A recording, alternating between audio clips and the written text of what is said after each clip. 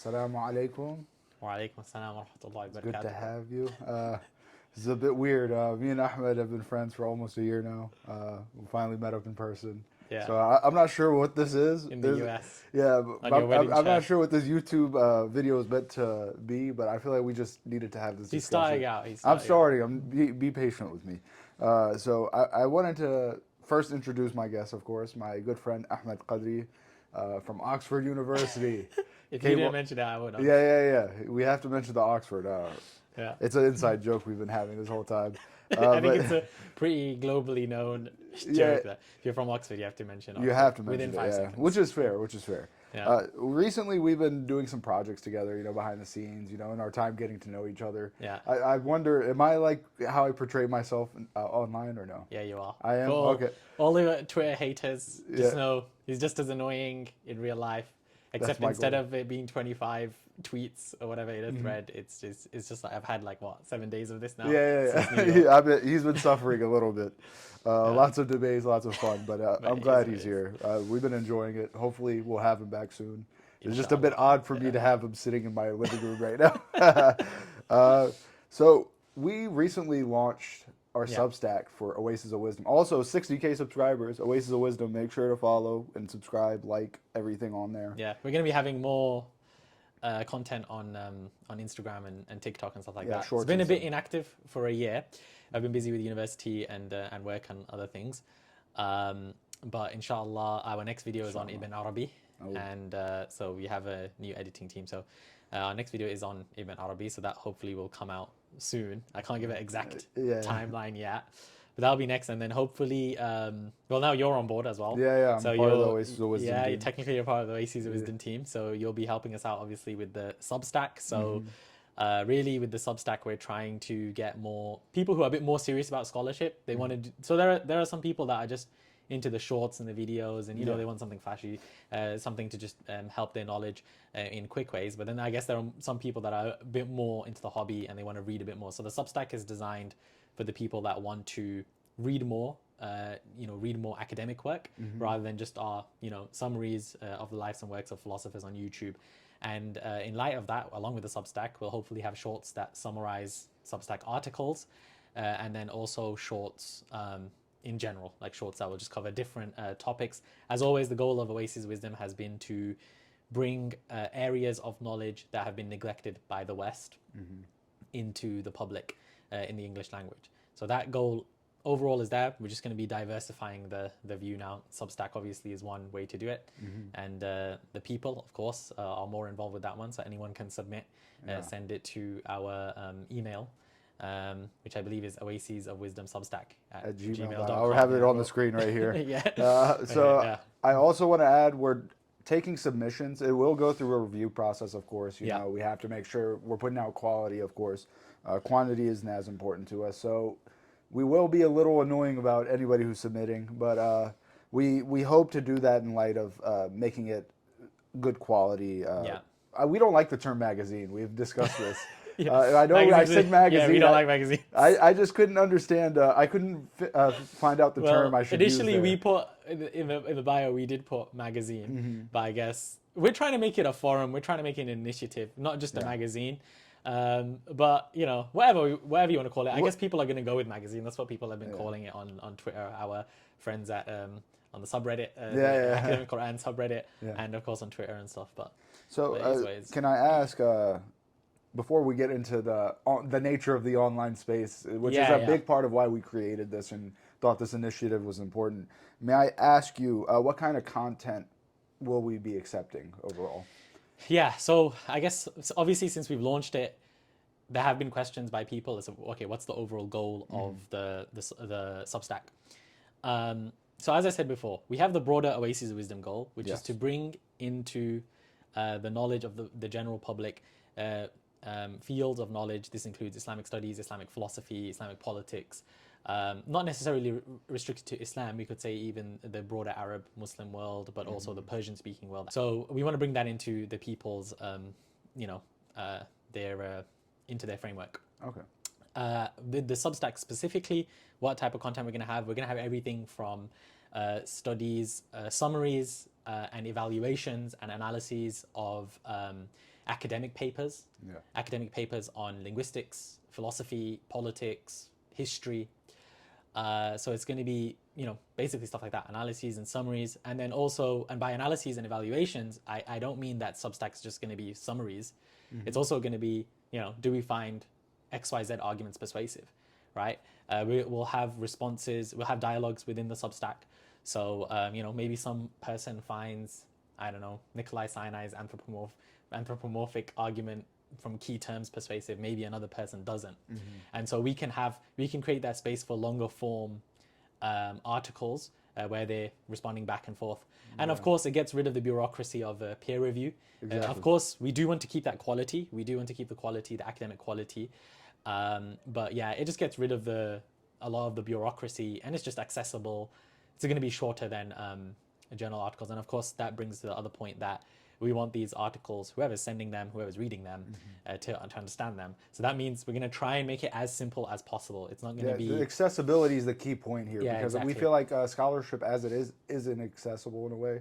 To some extent, it requires some background knowledge in terms of philosophy and what this field has already been discovered within the field. So in some editions, I guess we might have articles that are a bit more technical, but we also want to have articles that are literally just for the person off the street. Like they should be able to come and read an article. I mean, I don't mean literally off the street. I mean, someone with very basic knowledge. Maybe they just know about, the basic theology of Islam, the basic history.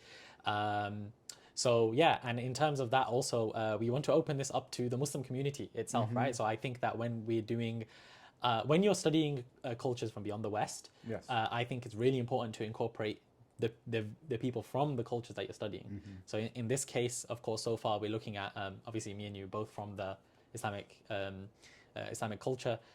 So we want to invite more Muslims into this space.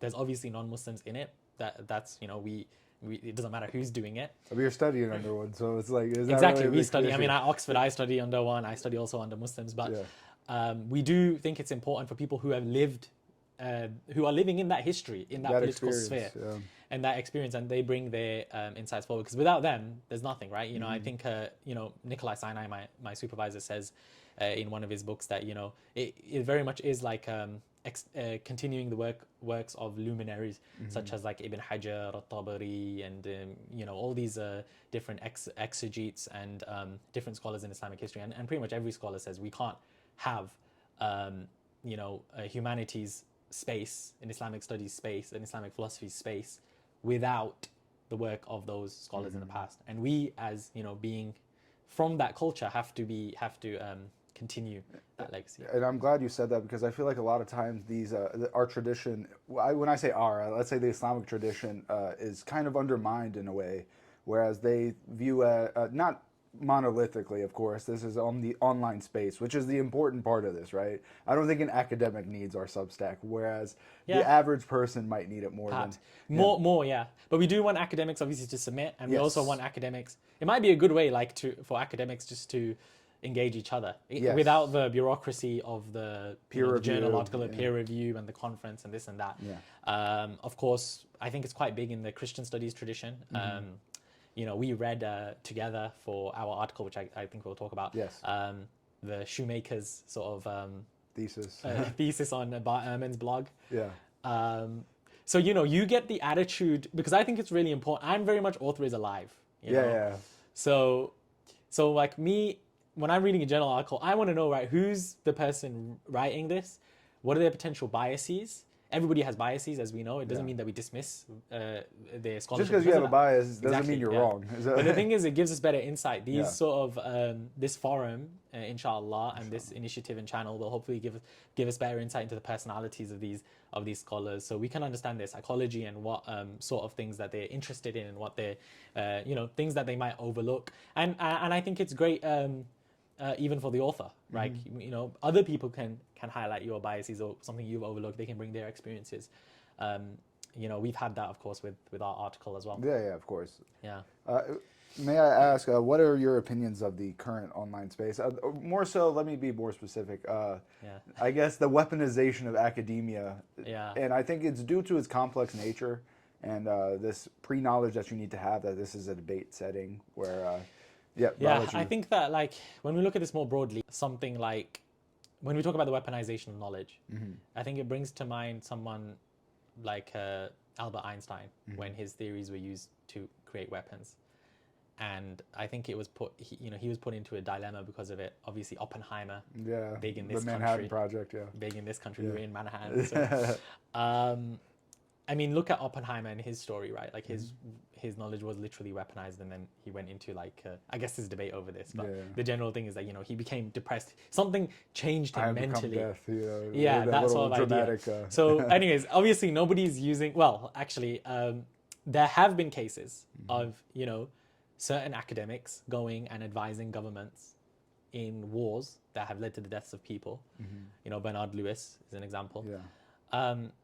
So, and definitely, back in the colonial era, we have to be honest that there were academics that were trying to understand the Orient in order to control it, as Edward Said says. Now, it doesn't matter whether you agree with Said and his broader analysis or not, but definitely we have to acknowledge that this idea that knowledge can be weaponized. Now, in terms of the current sort of era, I think that look, I wouldn't like to use the term weaponized. I think knowledge can be used for different things. Now, I'll give you an example. Like, we can use scientific knowledge to debunk ideas of racism, right? So people had this idea that, certain races are biologically or psychologically or scientifically inferior to another. Yeah. So in that way, knowledge is good. Like, it can lead to sort of, it can help us in getting rid of these unethical notions. In terms of, but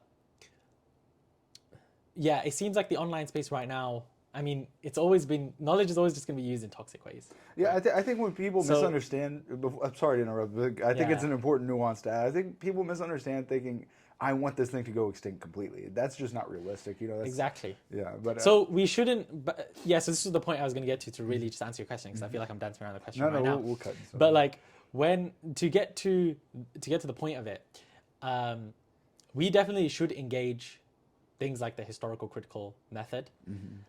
We should engage all forms of knowledge, even when people say the most absurd things. If it's absurd, ideally, in theory, you should be able to demonstrate that it's, if I said to you that, the sky is not actually blue, it's purple, right? In theory, if it's so obvious, you should be, the thing is, people don't think about it, right? And this is the thing with philosophy, right? Coming from a philosophy background, like when you say, oh, do you exist? People see that as useless, like a useless thought exercise, because it's obvious we exist, right? But because nobody actually thinks about it, they get overwhelmed or startled by the idea, right? This is the same thing as like anti-vaxxers or like the earth is flat. Like when someone says the earth is flat, people don't know what to say. They just move to insults. Yeah. Because it's so obvious, no one thinks about it. But this is why it's really important, I think, to engage these spaces, and in order to prevent a toxic community forming online, just to engage the basics. We're trying to do this with the initiative, engage the basics, engage a methodology. Just because a certain group uses a methodology doesn't mean that we get rid of it. What my point is that if a certain group uses a methodology that perhaps is foreign to you, that's all. If you disagree with it, if you agree with it, all well and good. If you disagree with it, that's all the more reason to engage it. Because if it's so bad and it's so wrong, you should be able to respectfully show these people that, okay, these are XYZ reasons why it's wrong. So like that's hopefully that answers the question. I think it does, Yeah, the online space, if we want to I think everybody wants to make it less toxic. I don't know, maybe I hope everybody... so. I think everybody in theory does want that, but it depends. There's a lot of trolls online who enjoy this stuff, which is fine. Yeah. There's a space for them, Yeah. So the next natural question would be, so how do we go about doing this? How do we go about, and I feel like these small initiatives we do, like we do AMAs on Reddit, took every fiber of my being to swallow my pride and become a Reddit mod just to do this. So I hope you guys appreciate it. So to bring these scholars in and have them engage with people directly, I feel like it kind of prevents these, misinformation or the misrepresentation of their work. And we have a few other things, like we're accepting submissions, but I think this is the perfect time to introduce our big reveal of the podcast. Yeah, of course. So obviously, along with what we've mentioned, the Substack and the YouTube channel, obviously, and the sort of social media that we're hoping to Ignite is the podcast is coming soon. So hopefully on the podcast we'll be interviewing philosophers, historians, psychologists, political activists, and thinkers, and we have a long list of people that we're hoping to invite. Any academic watching this, reach out to us. Yeah. So we've had a few academics already reach out to us, which is very nice. So with the podcast that we're trying to have, we're going to really bring on these academics and try to answer the people's questions, and hopefully try to make it as multidisciplinary as possible, bringing thinkers from all types of fields. And of course, with Oasis of Wisdom, we have nearly 60,000 subscribers, so I think it's going to be a massive boost. Great foundation. Yeah, to get to that audience. So yeah, the podcast is coming soon, and of course, you'll probably be co-host on some of the interviews at least. So yeah, that's going to be coming on the Oasis of Wisdom YouTube channel. Which subscribe if you guys haven't already.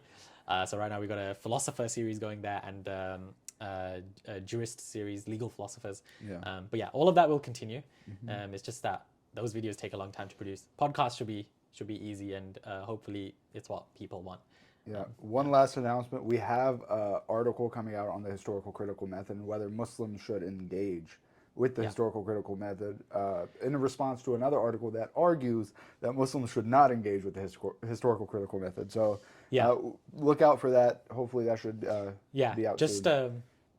So obviously, sort of adding on to the article that we've already released, which I think did well.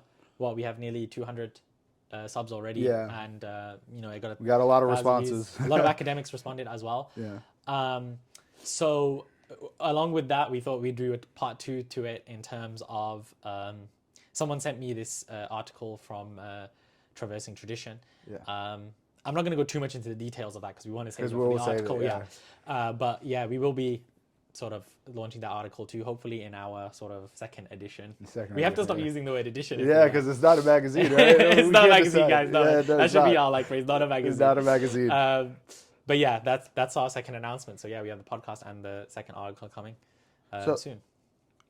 Without saying names, there was an academic that had one small critique about your opening anecdote of the article, to set it up for those who haven't listened. I don't want to say his name because I don't know if he was just telling me this in confidence or not. But in any case, the anecdote. So those of you who haven't checked out the article, and the link will be in the bio and in the comments. But I can actually just explain it in 2 seconds.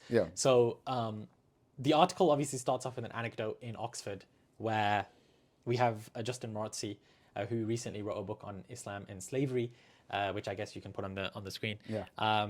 So this was written for the lay audience, for non-specialists, and he gave a 4-part lecture series on this topic in the University of Oxford, which I attended the first lecture. And in this first lecture, he gave an overview of the entire history of Islamic slavery, over 1,000 years of worth of slavery, and he summarized it in like an hour or so. And he started off the lecture in a very confident way, and by the end of it, in the Q&A especially, he was... You describe him as sweating. Sweating, yeah. You guys can read it.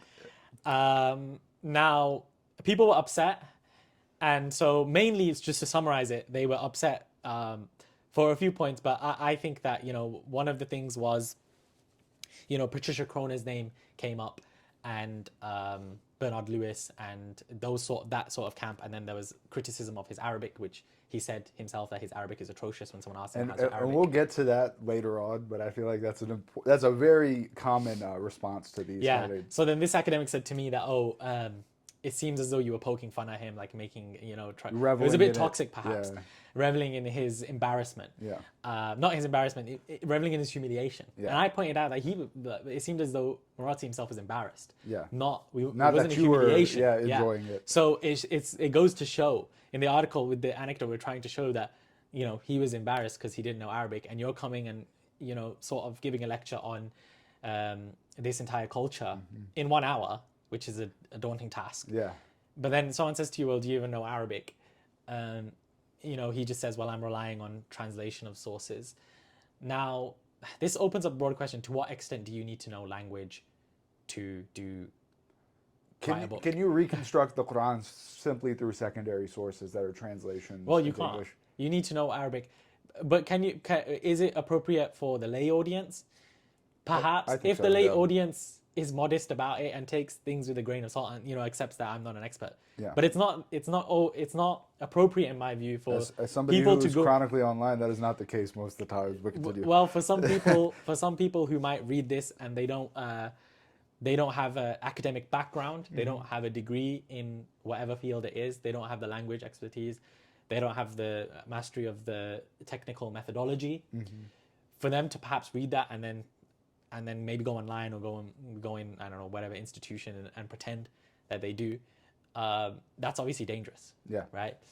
At what point then can you say to someone that, listen, you can't go and just teach relativity to like a grade 7.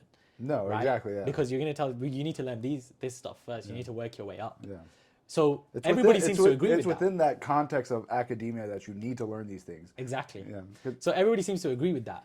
But so we need to ask a question: at what point can we say to someone that, look, stop playing such an active. You're not in this field. Stop playing such an active. You can learn. You can read. But listen more than you preach. At what point do we say that? That's the real question. I will say, I sometimes get the feeling that a lot of academics are actually annoyed with me based off the things I say. And I honestly empathize with them because I am obviously a non-expert, right, in the field. I might be a little more read than the average guy, but I'm obviously not an expert. So when they see a guy kind of talking as if he knows what he's talking about, I kind of get the pushback. Yeah, but I this think is that's unavoidable, is Yeah. my point. Like, there's going to be more people like me over time, and I feel like this But the thing is, how do you ecosystem react? is growing. How do you react? What are you doing? Number one, is it summaries or are you giving arguments? And also, how do you react to that academic saying you should read this? People should For just, the most part, I take you know. it well, I think. They could correct me if I'm wrong, but for the most part, I take it. Like, Mehdi Shadel had a response to one of my threads. I said Muslims were socially justified to be against Western academia, just due to the nature of the context in which it's brought up in the online space. So obviously, this is going to be a deterrent for the average Muslim who hears these ridiculous takes. Yeah. Like, if you come up to me and people are going to say, well, this is academia.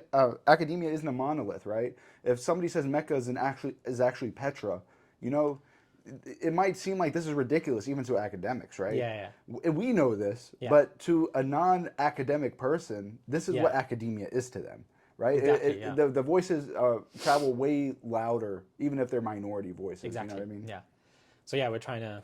So I guess the podcast, the Substack, and all that sort of trying to work to this mediate goal. that. To help us understand profiles of people and also to help people understand where their level is at. So hopefully in the future, I don't want to mention anything too big right now, but we'll have educational initiatives as well. Yeah. That will hopefully bring these academics together so we can have separate educational initiatives for those people who perhaps can't afford or perhaps don't have the time to go to university. Hopefully we'll have some educational initiatives as well in Arabic language and whatever is history, philosophy, politics. Etc. So me and you are very much involved in an institute that you founded called the Arafura. Do you want to Institute. explain to the average person listening what So with the opportunities are Arafura available? Institute, it's been running for 2 years now, but we were going to try and change the model, make it even more flexible for people, make it hopefully more affordable to people as well. Arafura Institute. So that's going Link to be in the bio will be on the screen as well. So the Arafura Institute, hopefully, we're going to be. It will be an online institution where people can choose their own hours and they can complete lectures and lessons on whatever subject they may be: Arabic, history, philosophy, politics, and they can do that at their own pace. And hopefully I don't want to bring too much details in now, but hopefully it will launch this year. And we're just trying to sort of, it's been going for 2 years, but we've been experimenting with different models. Trial and error. Yeah. But alhamdulillah, it's been successful so far. So we have this initiative as well coming out. Yeah. So I mentioned the part I wrote in the paper. I mentioned Little and Shoemakers back and forth, I guess, where Joshua Little gives this, I guess, an update on where the field is on this certain topic of when the Quran was constructed, right? Yeah. The average view being Uthman ibn Affan being the caliph who brought together and formalized the Quran or canonized it. I guess Casanova early on tried to imply that maybe Abdul Malik and Hajjaj ibn Yusuf played a part in the formalization. This was kind of in the fringes. Like some people did Yeah. take this, but this is very niche within like I guess manuscript scholarship. But it was recently revived by Stephen Shoemaker, as many know. And I mentioned how I guess Little kind of told you, I don't know if I'm allowed to say this, but Little kind of told you I kind of undersold his disagreements Yeah. with it. So with Shoemaker, I kind of mentioned how Little gives points to Shoemaker, obviously for, like if we'll grant him these things he's right about, right? But he's incorrect about 14 points I think he used. I think he used 14 reasons why Shoemaker was wrong. So I guess that was just a explanation of that. Yeah. But my whole point of bringing that up, on top of the Patricia Crone, the infidels by infidels for infidels thing, Yeah. the main point I was trying to bring up is because these people are more famous than, let's say, a Sinai, or and Yeah. I say this with respect, because Sinai to us is a giant, right? Yeah. But to So like obviously, these guys, as you're speaking, they've been in the field for for ages. decades, yeah, right. Yeah, So for they're a long time. giants in their field. So their words are kind of a bit. They go further than most people try to imply, and I guess that's my main point. So if a layperson knows Shoemaker's thesis and not Little's very detailed deconstruction of it, this is a clear problem that Just needs by to be virtue of addressed. the fact that Joshua Little's still he's not been in the field as long. Yeah. He's like he graduated obviously from Oxford not too long ago. I don't know the exact dates. Yeah, for Joshua, sorry. but obviously we know that he is part of a new generation of scholars. Which is responding indicative to- of where the field's going, in my opinion. But, Yeah. Yeah. But yeah, like that's another thing, right? People will talk about this Western engagement of Islamic studies as always being flux, always being sort of changing and shifting. And I think this is all the more why, we have to be in touch with the public, because things are changing all the time, right? You still get apologists, Muslim apologists, that think that Western academia is defined by Joseph Schacht. So, we've moved on from that. Yeah. There's all this new scholarship. So the fact that this field is, constantly in flux, constantly changing and evolving, is another reason why we need to have these initiatives to try to make it accessible to people. And so they know, the same way that we get news updates, the same way they know that, okay, there's this new finding in the field that perhaps is shifting the consensus or whatever it is. You got a question on our Substack article that I'm going to ask you here as well, because I think it's important it's relevant to this video. Somebody asked you, so should we steer away from studying Islamic studies Traditionally. traditionally or within academia? Which side? But it depends or on the your coin goals, should we right? go to? For Muslims and for non-Muslims, studying Islam is different. Yes, right? that's true. For Muslims, we know that in the Islamic traditions, learning about your religions are first and foremost going to be about for your own spiritual growth, right? So for those people, I think that learning traditionally as well as from the Western historical critical perspective, from the Western method. I don't want to use historical critical just in case someone doesn't know what that is, but hopefully We'll get into that in our we'll new get into article. that. But yeah, in the article. But basically, studying from a Western institution and studying from a traditional lens, both of them. I even think for a non-Muslim, that's good. Joshua Little once told me that he wished he had studied in a madrasa, and Yasser Qadri has a really good video with Joseph Lombard on the advantages and disadvantages of the madrasa and the academy. So I would recommend people check that out. But if you combine the two, you get the pros of each, and the cons then mitigate each other, right? So for me, yeah, I would say if you are serious about it, then do both, and I would say that for both. Obviously, for the Muslim, there's an extra benefit of perhaps for their spiritual growth. But yeah, I would say do. But what if someone does one? I think for the non-Muslim, I guess that's still That's reasonable. It's reasonable because but I think they would also need to have still a good grasp on Arabic. Yeah. They still need to have a respect for the tradition because they're going to be engaging, whether they like it or not. They're going to have to engage these Arabic sources. For the Muslim, I would say, why not? Why wouldn't you go to, there's so many, Arafura as well, hopefully, so many courses online.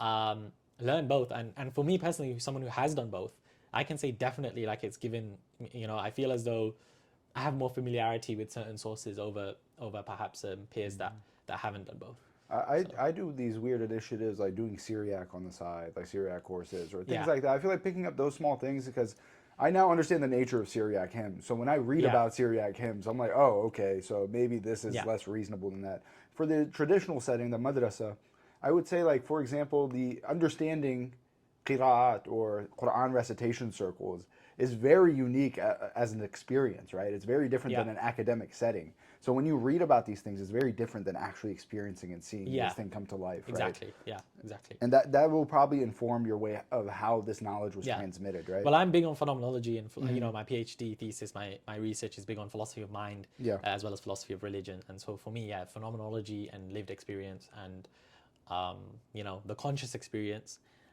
is a massive source of knowledge that I don't think you can always get from just a purely objective third person, perspective. So yeah, I agree with you. I don't want to get too much into the Yeah, technicalities of of my course. Yeah. research. That's another And video, but yeah. we'll probably wrap this up soon, but I want to ask one last thing. It's kind of a big topic. We won't name names. We won't get into specifics. We won't, because I'm really trying to avoid it. I got some negative reactions on my comments. The state of apologetics online, Yeah. we can't ignore it because anytime I discuss academia, somebody brings in apologetics. It's just natural. Or somebody uses my Yeah. threads or something in an apologetic sense, right? Yeah. So we have to understand what is going on because I think this was the natural result of all this. Anybody who's aware of the apologetic scene knows how crude and vile it's become, right? It's turned into personal shots and an ego battle. We have to understand. So, at what level does this become too much? Like a lot of people will justify that somebody's talking ill of the Prophet ﷺ and his wives, so we have to respond. So, we've I discussed think, this a lot. So I'm yeah, gonna we let you discussed it take a it from lot, here. but I said what I said to you off air, which is that everybody knows basic manners. Yeah, There's no need to have personal insults and swearing at other people and talking about their families. Now, obviously, people shouldn't even initiate that in the first place. Like if it's a reaction, it's different. But people obviously be respectful of other people's. It seems like you it's a just talk to Quranic kids and stuff principle. like that. Yeah, Yeah, but I don't want to make it just relevant for Muslims. I think yeah, even non-Quranic ethics, yeah, it's basic manners. yeah. Now that doesn't necessarily mean that we should ignore or we should be soft on people who are violating other people's religious rights or wanting to restrict or make fun of other people's Definitely. religions that are or families that are dear to them. Should we ignore it? I don't want to have the ignore the bully approach. You can be firm, but you can be firm in a way that doesn't entail insulting people's religious symbols or religious figures, and at the same time you can be firm without insulting or calling whatever it is to people's families or making fun of how they look or whatever it is. These sort of things don't even add to the conversation, right? They don't even. It has no merit. It does more harm than good. Anger is a human emotion, and anger can be justified, but how you express the anger you don't want to make it worse than it is. And I think that there are some really good examples out there of people who I think express anger in good ways. And we should, role models as well is really important. So we need to, especially in the online space, if someone does like something that is, completely unethical with someone's a religious figure or to perhaps We have guys like community or eating the something. Quran and Yeah, having eating the Quran and stuff like that. animals Yeah, do stuff and to the then, Quran. but then on the other side, we have the people who are angered by that, then hurling insults to people's families and whatever it is. Can I tell you You something? can just, you can respond to people violating those religious symbols in ways that doesn't entail insulting. It's a simple Or thing. at least mimicking them in the nature Yeah, of which they're exactly. trying to do that thing. Make Yeah. them look crazy. Yeah. That's my whole thing. But I don't think outside of the United States this is well established. But as an American, I have a very good grasp of grifting. I Right. know a grift when I see one. I know when Yeah, somebody's trying to poke the bear to get reactions. Yeah. And like a lot of these guys are not taken seriously within Christian circles or Muslim circles by other, well-read or scholars in their field. And it kind of is, it's a field filled with children, in my opinion. Not the men themselves. I'm talking about the people who listen to it. So this is another aspect we have to, a lot of people come into these academic spaces through these debates. and we have to learn how to channel that properly. And I think this is lacking. And Yeah. people will hit me with, is that the responsibility of the scholar? I would like to know your opinion on that. It's a hard question, but Is it responsibility? Look, I'm very maximalist in terms of the responsibility of the scholar. I think that academics and scholars, while they're not at fault for how their work is used, they definitely can't be put on trial or anything like that. yeah, of for how course, their you work is can't blame used. them directly. You yeah. can't blame them directly. However, I think that every academic should put an active effort into speaking out against radicalism, speaking out against fringe views, extremism, Islamophobia, anti-Semitism, racism, whatever it is. I think they should have an active role to play. I actually think that academics, all of them, should be on social media. At this point, this day and age requires it almost. Yeah. So it doesn't mean you have to be chronically online. Yeah, of course. But you need to know what's the online, especially if you're in a field like politics, philosophy, religious studies, where these are really controversial and sensitive topics. If you're an academic in that field, you need to be. I think it's just a principle of democracy that we need to open up ourselves to the public. But as I said, it doesn't mean that it doesn't mean you have to be chronically online and responding to like trolls and whatever. But just make an active effort. Yeah, I feel how like much are you doing for the this, public? yeah. Are you still in the ivory tower? Are you in the ivory tower? Or how much are you doing for the public? Right. So we need to do more for the public. At the end of the day, it's going to be up to them. Yeah. But that's just my ethical view. Like that's just my ethical maxim that if you're an academic, you need to engage the public. And I feel like most academics, like you said, are in the ivory tower, so they're kind of out of touch with the way the broader public interprets their work. For example, Gabriel Reynolds, when he did his AMA on Reddit, right, and I hit him with a question, it was very complex questions, right? And he said at the end of the AMA, I'm surprised by the level of these questions. So there's higher literacy of academia nowadays than there was maybe especially 5 online, years ago. because in online you get spaces where people who have read a lot of papers, read a lot of books, come into one space, right? That's how we met. Yeah, exactly. So I think people need to be aware of what's on the ground. What's the level of knowledge on the ground? Perhaps, some of the... Gabriel Reynolds, to be fair to him, is very much online. I think that's a good thing about him. But your example is true. That definitely there are academics out there who do not know the level of knowledge available. One academic, won't mention his name, said to me when he was invited on Reddit to the AMA with Academic Quran, was like he was also surprised that that people, he just thought Reddit was sleazy. Yeah, of course. He thought Reddit was sleazy. It's known as that. Yeah. But wherever Reddit is has lots of flaws. I'm not really active on it, but I try the not to fact be. is, there are people who do like the field who are active on it. Yeah. So we have to engage them. I mean, we have academics on there, that... Exactly, exactly. Well, yeah, and Discord to me has always been like something my little brother did. Yeah, exactly. It was a little weird. It was a little weird downloading Discord at the age of 27. I'm not going to lie to you. Yeah. But that's we have to get over that stigma and make sure that, because otherwise, if someone's using it for something really harmful, you have to come and acknowledge that. You don't need to come and apologize and be like, I'm sorry, my work's been used. No, just come and acknowledge it and, put out disclaimers and just say that this shouldn't be used for X, Y, Z. Or on the flip side, it's nothing wrong with if there's a religious academic and they want to show that their worldview is true, which is completely fine. Christians might think Christianity is objectively true and people should be Christian. Muslims might think the same. Come out and respectfully, engage people who meet disagree them where with they're that. Yeah, there doesn't need to be a facade that people put on that, I'm actually doing objective scholarship. I'm 100% neutral. Exactly. This is a myth, yeah. Yeah, and you can't be 100% neutral. Just come out and say that, we say we're Muslim. That's what we believe Islam to be a worldview that's true. Yeah. On the flip side. So that is something that should be taken into account when we do scholarship, for example. Exactly. All this stuff. And I don't like it when people say, some people are sort of minimalist, like we should engage the public less and this is like elite knowledge. I personally am not a fan of that in all cases. Okay, in all cases. I have a few things. I don't know if I'm elitist. To some extent, of course, like when we were talking about Arabic, yes. Yeah. Like, once you put a condition, the more conditions and learning you need to have, the more elitist it's going to become. Yeah. Right? For relativity, you need to know so much maths, you need to know so much physics before you do that.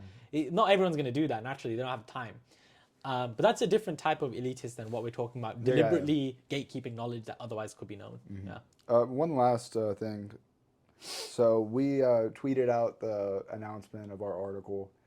There was one particular comment. I'm gonna add the tweet, but I'll block out his name because I don't know the gentleman. I don't want to put him on blast. But he said something like, he said, involving yourself in Western academics, something along these lines, is a complete waste of time. Well, yeah, and you responded very concisely. We have a lot of time. We have a lot of time on our hands. We're unemployed. We're unemployed. Yeah, I think that. I mean, what can I say about that apart from? That's a common response. Well, look, not everyone's going to enjoy it. If it's a waste of time to you, then why are you wasting time writing the comment? Yeah. Okay. If it's a waste of time, like why? People who already consider it a waste of time are not gonna. They're not gonna be looking for comments of, is this a waste of time? Yeah. I don't know. They can figure that out for themselves. People are gonna figure out for themselves whether something's worth their time. If they enjoy it, why would it be a waste of time, right? If you're there searching through articles, considering whether you waste your time or not, I would bet that you're enjoying it and you're liking it. So if it's a waste of time, you just don't care. Yeah. Right. And I know lots of people, even at Oxford and stuff, that don't care about HCM and stuff like that. They're in other fields, but Muslims in other fields or whatever, or people interested in religious studies that are not interested in critical scholarship. Well, I want to thank you. Excuse me, I'm gonna cut that out. I want to thank you for coming on. This has been an enlightening conversation. This is basically what we've been doing for the past week. Is just talking. But I hope we can sit down again soon. Inshallah. Hopefully with the podcast. Hopefully with the podcast, But just a reminder of these things. I guess the theme of what this discussion is we need more activity from Muslims and academics, whether Muslim or not, in these spaces like these podcasts, AMAs, and submissions to these article or magazine types. So obviously, the Substack, the AMAs that you're running, hopefully on various social media sites, and then obviously the YouTube series will hopefully continue to run, and then we have the educational initiatives that we want to start. So there's a lot happening soon in the next few years. And so, really, this is an announcement for that and just a dialogue about that. And on top of that, we are asking for your participation. You know what I mean? Exactly. In a way, we want you guys involved on this journey with us because we think we could build this little community. I think it is formalizing in a weird way, but it still needs some work, and hopefully we can be the pioneers on that respect. So look out for a future great academic, Ahmad Qadri. He's going to probably change our whole world. Stop with the glazing. I'm sorry. But hopefully we'll be back for this, and Ahmad will visit me here in America again. Hopefully. Thank you for coming. This has been wonderful. Thanks for having me on. Assalamu alaikum.